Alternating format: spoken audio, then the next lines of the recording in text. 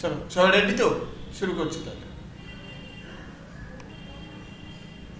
চলো, আজকে আমরা যেটা করবো থার্মোডাইনামিক্সের একটা রিভিশন ক্লাস করব।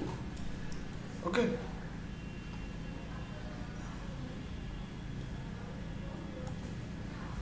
প্রথম আমরা বলবো থার্মোডাইনামিক্স ভেরিয়েবলগুলো কি।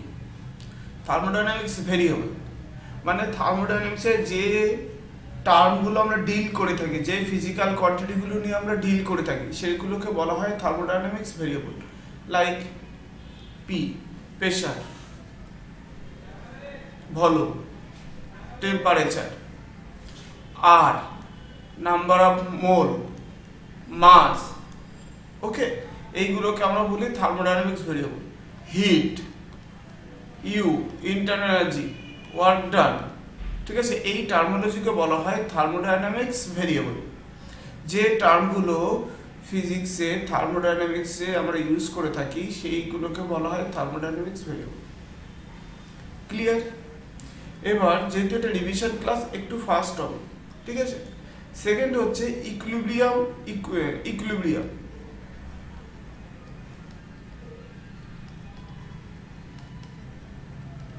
ইকুইলিব্রিয়াম ইকুইলিব্রিয়ামটা কি?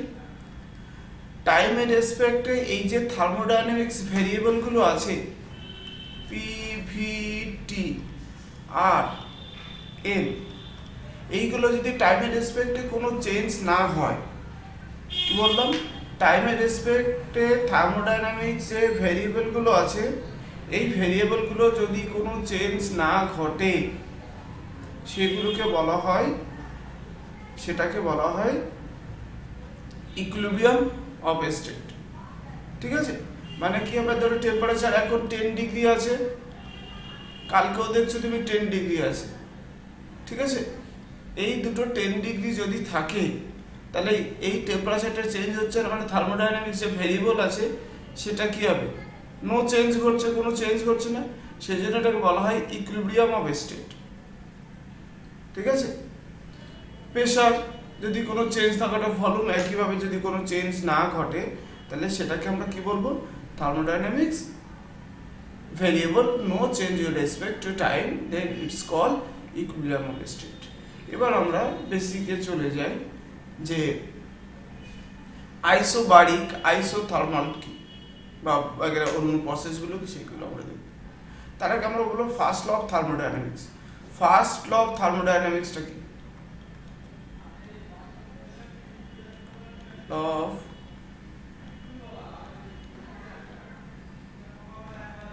First law of thermodynamics. First law of থার্মোডাইনামিক্সটা কি? ফার্স্ট ল অফ থার্মোডাইনামিক্স হচ্ছে কোনো ইকুয়েশনে সাম অফ হিট দেওয়া হলো, কোনো ইকুয়েশনে যদি আমি কিছুটা হিট দিই, then first it will be increase it internal energy and rest of water. বলছে কোনো সিস্টেমে আমি ডিকিউ পরিমাণ হিট দিলাম, ডিকিউ পরিমাণ হিট দেওয়ার পরে কি হবে, এটা তার ইন্টারনাল এনার্জি ইনক্রিজ করলো প্লাস ডিডাব্লিউ। কোনো সিস্টেমে আমি এটা এক্সটার্নাল হিট দিচ্ছি, দেওয়ার পরে কি করছে, সেই সাম অ্যামাউন্ট অফ হিট তার কি করছে, ইন্টারনাল এনার্জিটা ইনক্রিজ করছে, এবং ইন্টারনাল এনার্জি ইনক্রিজ করার পরে যে বাকি হিটটা থাকছে সেটা কি করছে, তার ওয়ার্ক ডান করছে। ঠিক আছে, বাকি হিটটা কি করছে, তার ওয়ার্ক ডানের কাজ করছে। ওকে, ওয়ার্ক ডান করছে। তাহলে কোনো first law of thermodynamics we can say that if some amount of heat is given to the system, first it will be increase its internal energy and rest of doing work done. Okay, second বলছে isothermal process.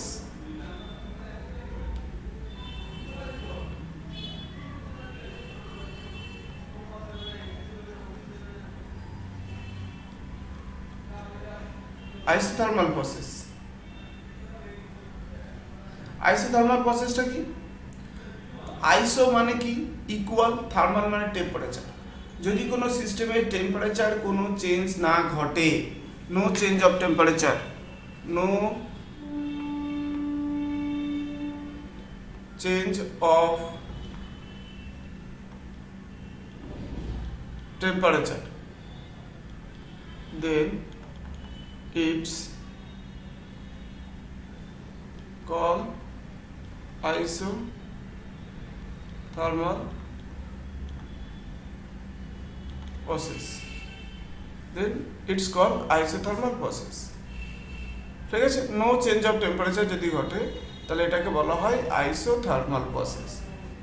ঠিক আছে, কেমন, যদি কোনো সিস্টেমের এখন temperature টি, আবার কিছু সময় পরে টেম্পারেচারটা একই থাকে, তাহলে টেম্পারেচারে কোনো চেঞ্জ হলো, নো চেঞ্জ অফ টেম্পারেচার, তাহলে we can say that delta T মানে আমরা T1 মাইনাস T2, তার মানে এখানে ইনিশিয়াল টেম্পারেচার টি, এখানে ফাইনাল টেম্পারেচার টি, এটা বলা হয় টেম্পারেচার ডিফারেন্স। এই ডেল্টা মানে কি, দুটোর মধ্যে টেম্পারেচার ডিফারেন্সটা কত, তাহলে টেম্পারেচার ডিফারেন্সটা কত হচ্ছে 0।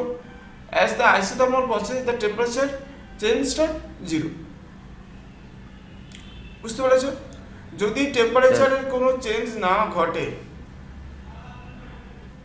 আইসোথার্মাল প্রসেসে ফার্স্ট ল অফ থার্মোডাইনামিক্সটা কি হয়, যদি ডেল্টা টিটা 0 হয়, কোনো অবজেক্টের ডেল্টা টি যদি 0 হয়, তাহলে ইন্টারনাল এনার্জিটা কি হবে, ডিইউটা 0, ডিইউটা 0 হয়, কোনো অবজেক্টের ডেল্টা টি যদি 0 হয়, দেন ইন্টারনাল এনার্জিটা 0 হয়। ঠিক আছে, ইন্টারনাল এনার্জিটা 0 হয়। ঠিক আছে,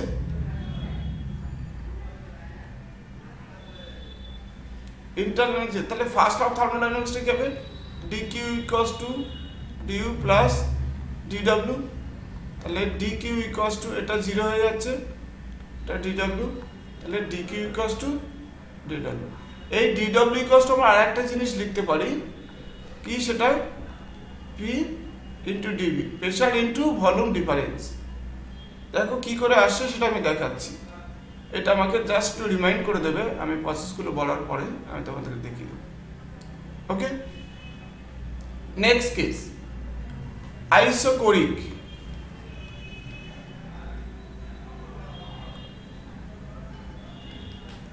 স্যার একটু আরেকবার দেখা হয় আগেরটা।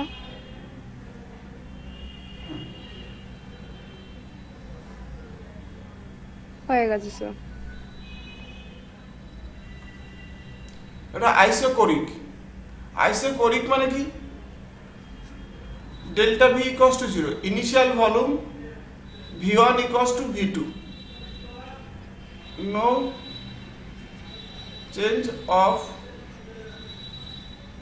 Volume, no change of volume, no change of volume যদি হয় তাহলে কি হবে, V1 minus V2 equals to 0, then delta V equals to 0। তাহলে ডেল্টা ভি ইকুয়ালস টু যদি 0 হয় তাহলে আমরা কি লিখতে পারি, dq equals to du plus pdv। তাহলে এই dvটা কি, চেঞ্জ অফ ভলিউম, তো dvটা চেঞ্জ অফ ভলিউম, তাহলে dq equals to du plus 0, তাহলে dq equals to du।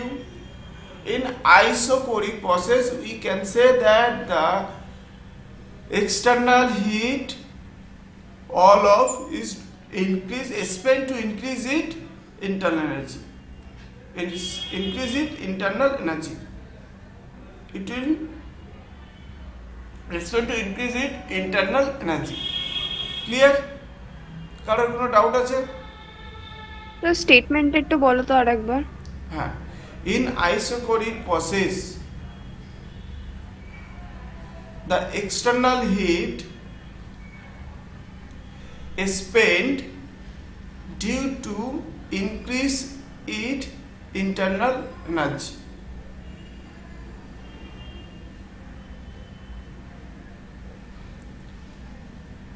Sir আরেকবার একটু বলবে? The external in isocoric process the external heat spent due to increase it internal energy।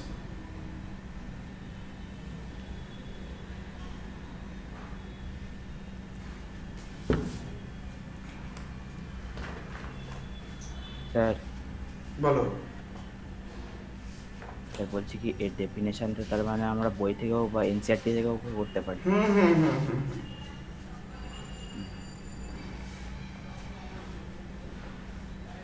ঠিক আছে, second isobaric.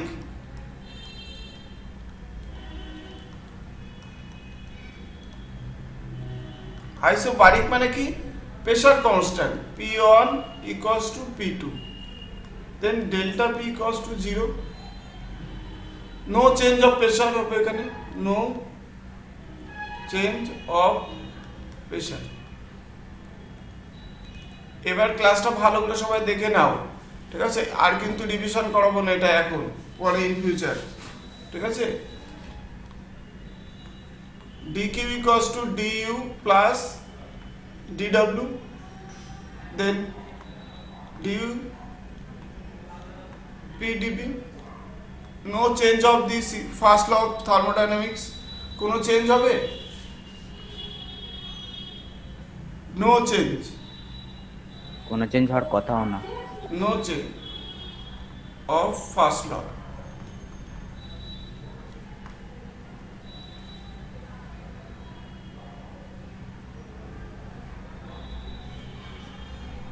ওকে, এবার আমরা যেটা করব সাইক্লিক প্রসেস।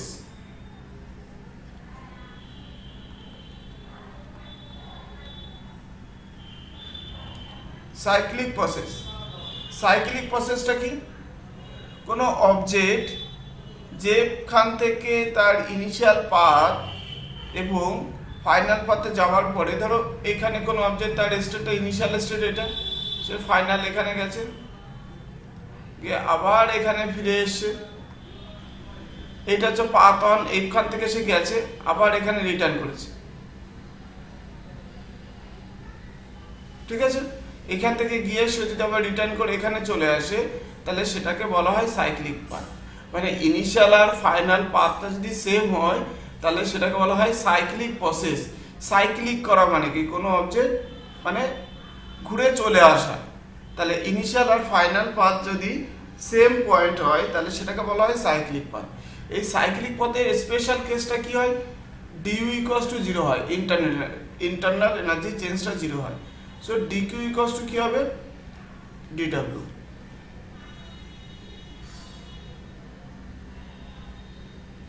স্যার এই পার্টটা একটু রিপিট করো তো। বলছি সাইক্লিক প্রসেসে কি হয়? সাইক্লিক প্রসেস মানে কোনো অবজেক্ট যে পাথ দিয়ে শুরু করছে, ধরো তোমরা বাড়িতে আছো, বাড়িতে আমার সেন্টারে পড়তে আসছো, পড়ে এসে আবার বাড়িতে ফিরে আসছো, তাহলে এটা বলা হয় সাইক্লিক প্রসেস। কেন সাইক্লিক প্রসেস বলছি আমি? কেন তোমাদের ইনিশিয়াল আর ফাইনাল পাথটা সেম, ইনিশিয়াল আর ফাইনাল পাথটা সেম পয়েন্ট, সেই জন্য এটাকে বলছি আমি cyclic process.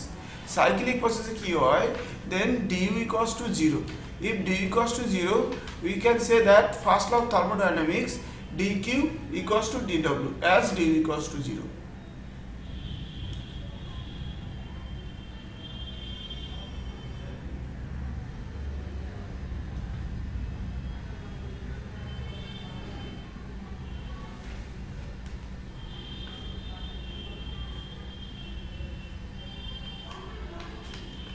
Quasi-static process. Next হচ্ছে quasi-static process.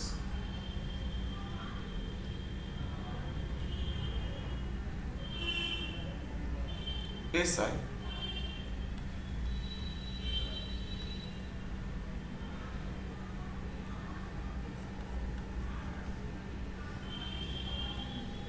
quasi-static প্রসেসটা কি?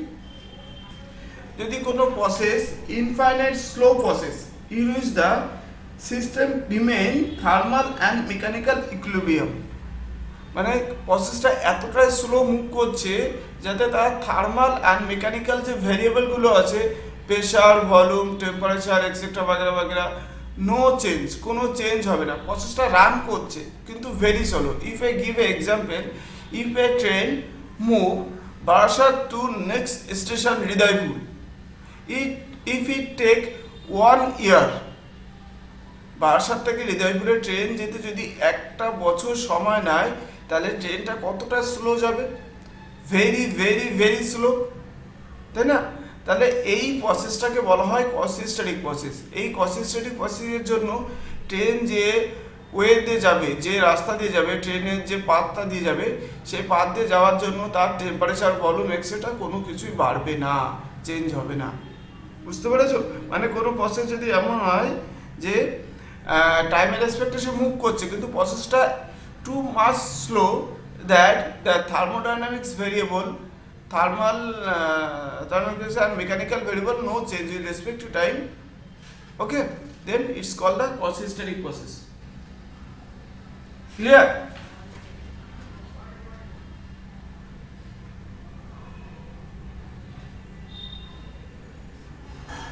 ক্লিয়ার সবার কাছে? এবার আমরা দেখাবো W equals to কি করে PdV হয়। W equals to কিভাবে PdV হয় সেটা আমরা এখানে দেখাবো।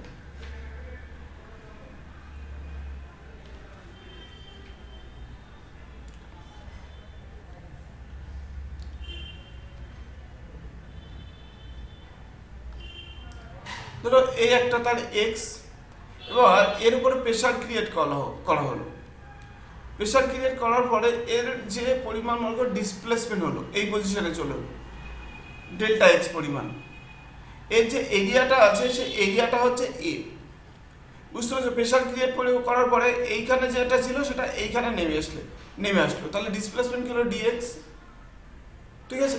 এবার আমরা ওয়ার্ক ডান ইকুয়ালস টু কি জানি? Force into displacement. তো তাহলে ফোর্স ইনটু ডিসপ্লেসমেন্ট কি হলো ডিএক্স, আর ফোর্স ইকুয়ালস টু কি?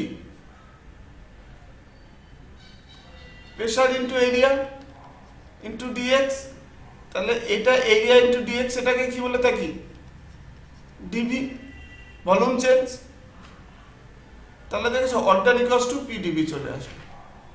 আমি বলেছিলাম ফোর্সের দুটো ফর্মুলা হয়, একটা হচ্ছে mass M A, Newton second law, mass into acceleration, আর একটা হয় ফা, এফ এ, পি এ, ফা। ঠিক আছে? এটা মনে রাখবে।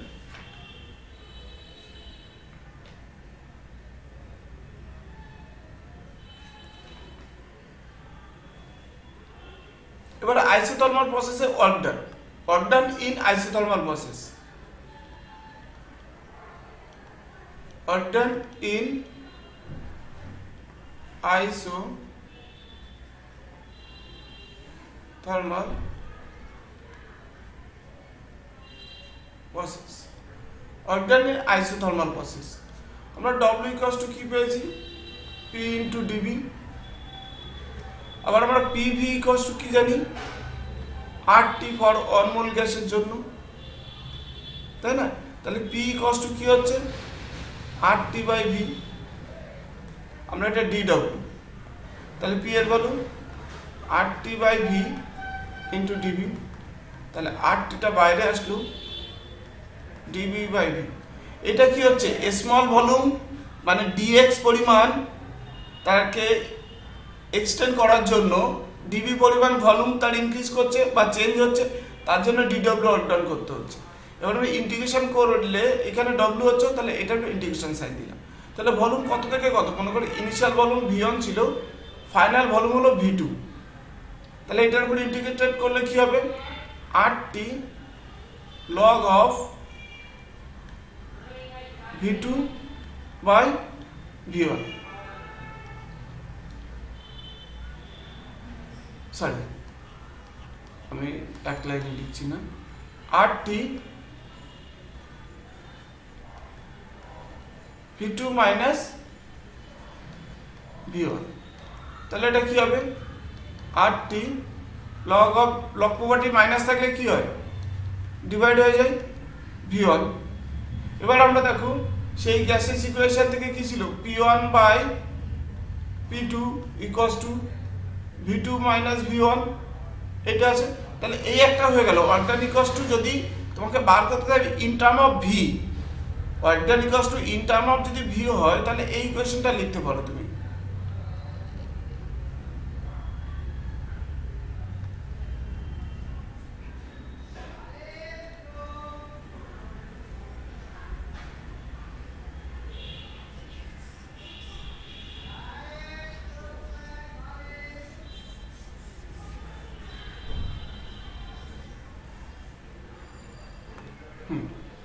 অজ্ঞান ইকুয়ালস টু তুমি এই টার্মটা লিখতে পারো, W ইকুয়ালস টু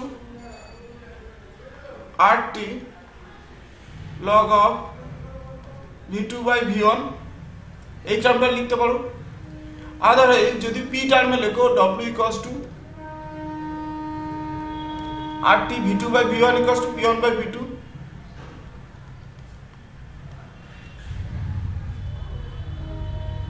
ওকে, এই টার্মেও তোমরা লিখতে পারো।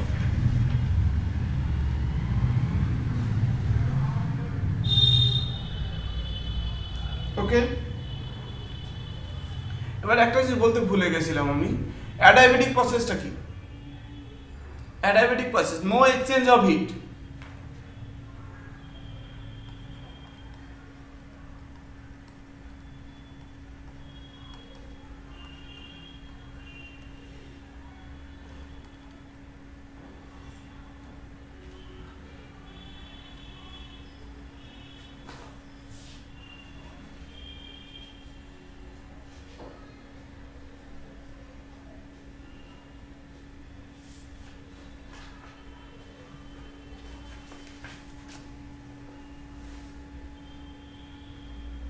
অ্যাডায়াবেটিক প্রসেস, অ্যাডায়াবেটিক প্রসেসে কি হয়, এই যে dq equals to du plus dw, এই dqটা কি heat change. In adiabatic process no exchange of heat, হিটের কোনো চেঞ্জ হবে না।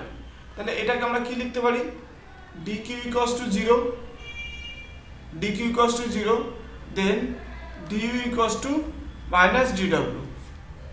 ওকে, in adiabatic process no exchange of heat, adiabatic process no exchange of heat. এই অ্যাডায়াবেটিক প্রসেসে কি হয়, ইকুয়েশন অফ অ্যাডায়াবেটিক প্রসেসে কি হয়, PV to the power gamma equals to constant, and isothermal প্রসেসে কি হয়,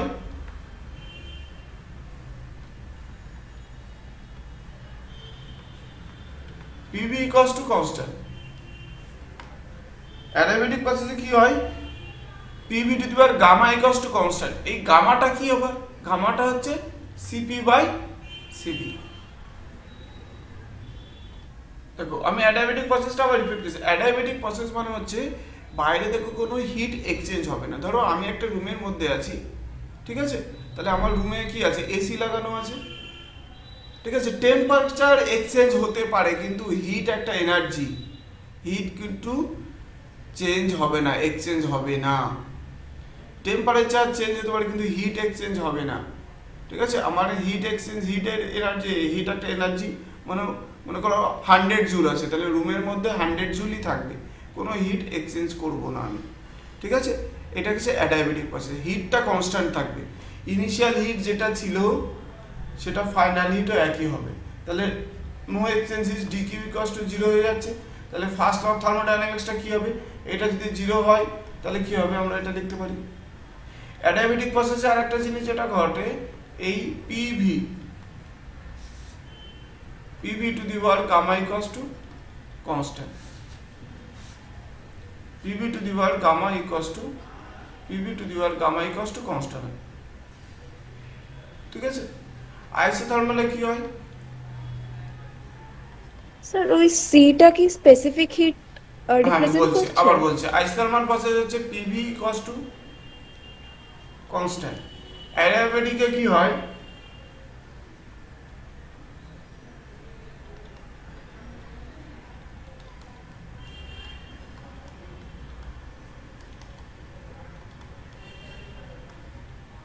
gamma equals to CP by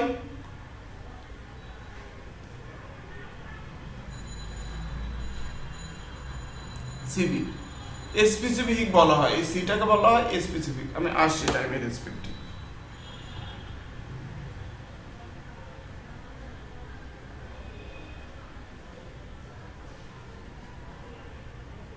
ঠিক আছে,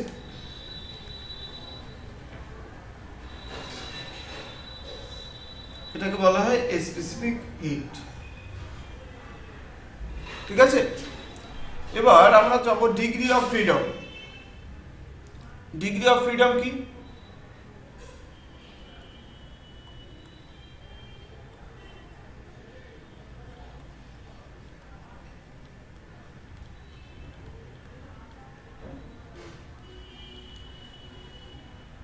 একটা পার্টিকেল ফ্রিলি যে কটা ডাইরেকশনে মুভ করতে পারে, এই ডিগ্রি অফ ফ্রিডমকে ডিফাইন করা হয় এফ দিয়ে 3n মাইনাস এল। এটা হচ্ছে নাম্বার অফ অ্যাটমিসিটি, মোনোঅ্যাটমিসিটি না ডায়াটমিসিটি, ঠিক আছে। এলটা বলা হয় কনস্ট্যান্ট, বাধা, এলটাকে বলা হয় কনস্ট্যান্ট, ঠিক আছে। এলটা, এনটা হচ্ছে কি অ্যাটমিসিটি। ধরো মোনোঅ্যাটমিসিটি, একটা পার্টিকেল মোনোঅ্যাটমিসিটি 3টে ডাইরেকশনে মুভ করতে পারে, তাহলে মোনোঅ্যাটমিসিটির জন্য তার অ্যাটমিসিটি কত 1, 3 ইন্টু 1। তার কোনো বাধা আছে, কনস্ট্যান্ট আছে? নেই। মানে বন্ড, বাংলায় যদি মনে রাখো বন্ডিং আছে? নেই, 0। তাহলে কত হবে 3 ডিগ্রি অফ ফ্রিডম। ডায়াটমিকের জন্য কত হবে 3 ইন্টু এনটা কত হবে 2। কনস্ট্যান্ট কটা? একটা। কেমনভাবে কনস্ট্যান্টটা আছে মনে করো, ডায়াটমিক মানে কি এই এদের মধ্যে একটা বন্ডিং আছে না, তাহলে এখানে কটা বন্ডিং আছে? একটা। তাহলে কত হচ্ছে 6 মাইনাস 1 ইকুয়ালস টু 5। ট্রায়াটমিসিটির জন্য কি হবে? ট্রায়াটমিসিটি ধরো এই একটা, এই একটা, এই একটা, তাহলে 3 ইন্টু এন মাইনাস এন, তাহলে 3 ইন্টু ট্রায়াটমিসিটির জন্য 3, এলটা কত আছে? একটা বন্ডিং, দুটো বন্ডিং, তাহলে 2, তাহলে কত হচ্ছে 7। বা এমন হতে পারে ট্রায়াটমিসিটি এমন যদি হয় এন, এখানে এন, এখানে এন, এই, তাহলে কটা বন্ডিং হচ্ছে? 3টে বন্ডিং। স্ট্রাকচার দেখে আমরা বুঝতে পারবো। তাহলে কত হবে 3 ইন্টু 3 মাইনাস 3।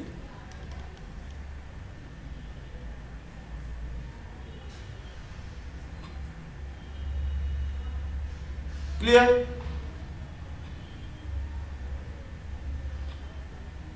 হ্যাঁ স্যার। ঠিক আছে।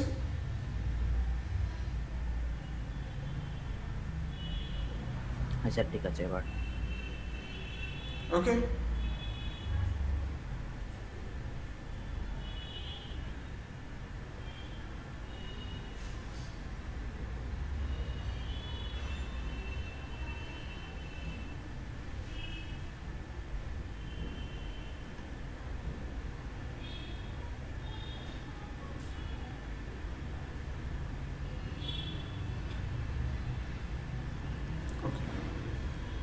এটা হচ্ছে ডিগ্রি অফ ফ্রিডম।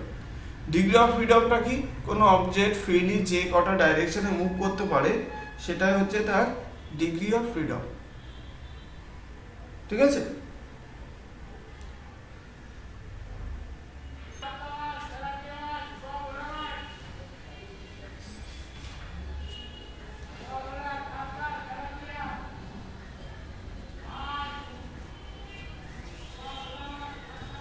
আচ্ছা, সাইক্লিক প্রসেসে ওয়ার্ক ডানটা কি হয়?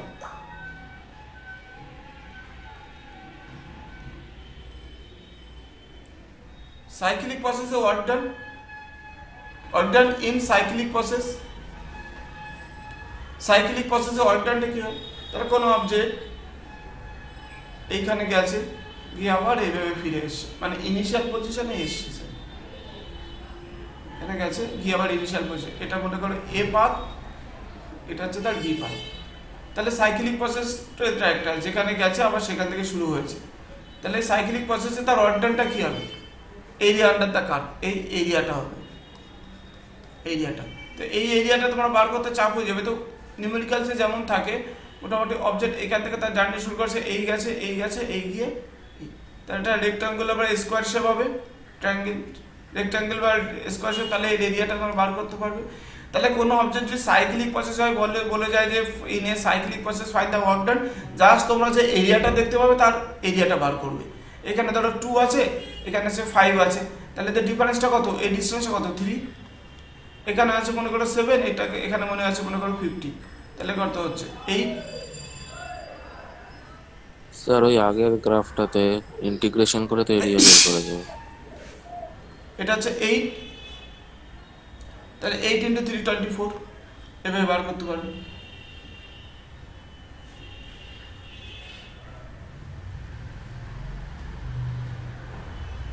ঠিক আছে। এবার মনে করো refrigerator,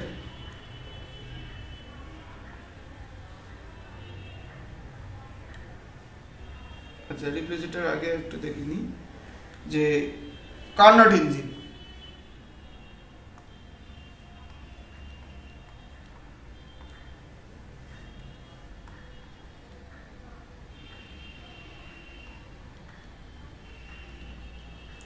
Carnot engine, Carnot engine কি হয়? Carnot engine is a reservoir engine operate between two temperature.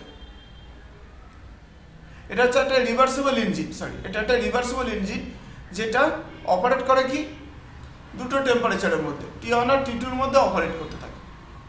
ঠিক আছে, এই T1 টেম্পারেচারকে বলা হয় সোর্স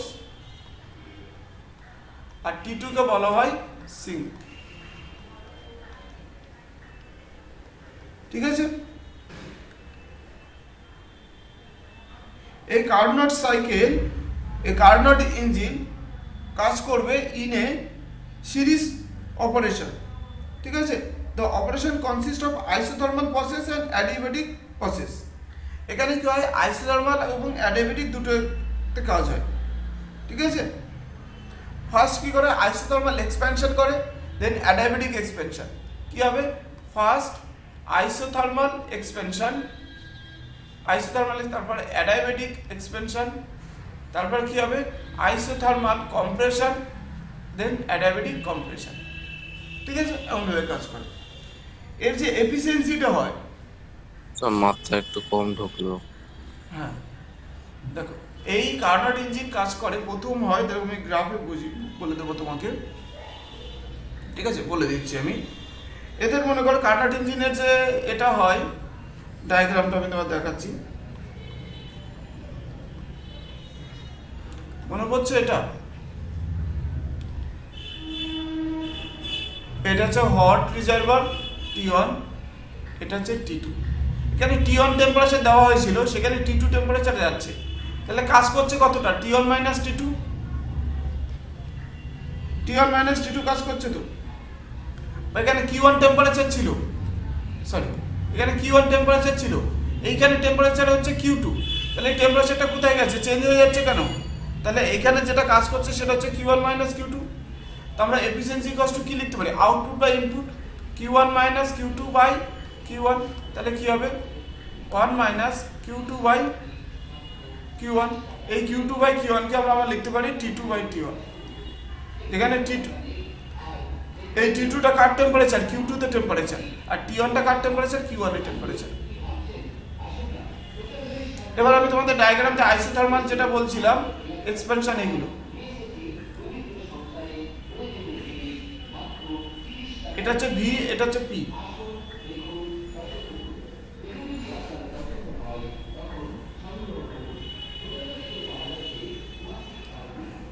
এটা A B, ছবিটা ভালো আঁকতে পারলাম না, এটা হচ্ছে D পয়েন্ট। দেখো এই প্রসেসটা যখন A থেকে B এর দিকে যাচ্ছে তখন কি ঘটছে, A থেকে যখন B তে যাচ্ছে, আইসোথার্মাল। A থেকে B মানে আইসোথার্মাল। আইসোথার্মাল কি করছে, ভলিউমটা বাড়ছে না কমছে? ভলিউমটা এখান থেকে ছিল, এখান থেকে ভলিউমটা এখানে চলে এসেছে, ভলিউমটা কি হলো, বাড়ছে। তাহলে এটাকে বলবো কি, AB হচ্ছে আইসোথার্মাল এক্সপ্যানশন। ক্লিয়ার? BC টা কি হচ্ছে, অ্যাডিয়াবেটিক। অ্যাডিয়াবেটিক হচ্ছে এখানে ভলিউমটা কি হচ্ছে, এখানে এটা ছিল, ভলিউমটা এই হচ্ছে, এক্সপ্যান্ড করলো। BC টা কি, isothermal, sorry adiabatic expansion, adiabatic expansion.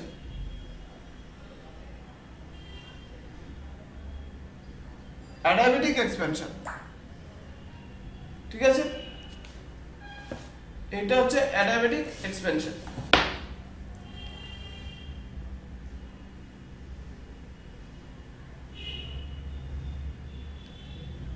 বুঝতে পারলে? সিডিটা কি, সিডি প্রসেস আইসোথার্মাল, এটা সিমেট্রি প্রসেস। সিডিটা কি হচ্ছে, আইসোথার্মাল। আইসোথার্মাল সি থেকে ডি তে যাচ্ছে, তখন ভলিউমটা কি হচ্ছে, ডিক্রিজ করছে, কম্প্রেশন ঘটছে, আইসোথার্মাল কম্প্রেশন। ডি এটা কি, ডি এটা অ্যাডায়াবেটিক কম্প্রেশন। বুঝতে পারলে? Is it clear to everyone? Yes, sir.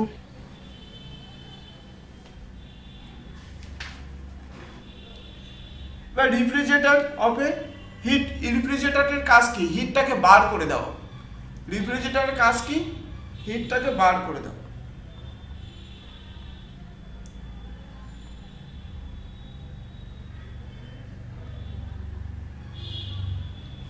হিটটাকে বার করে দাও, এটাকে হিট পাম্প বলা হয়।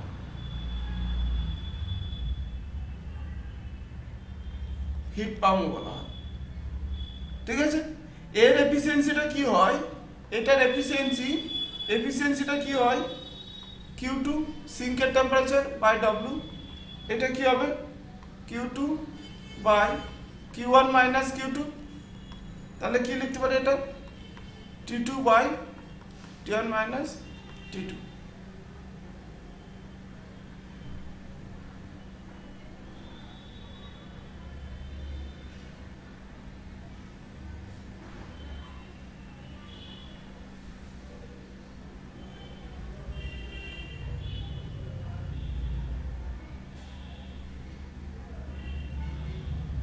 ঠিক আছে?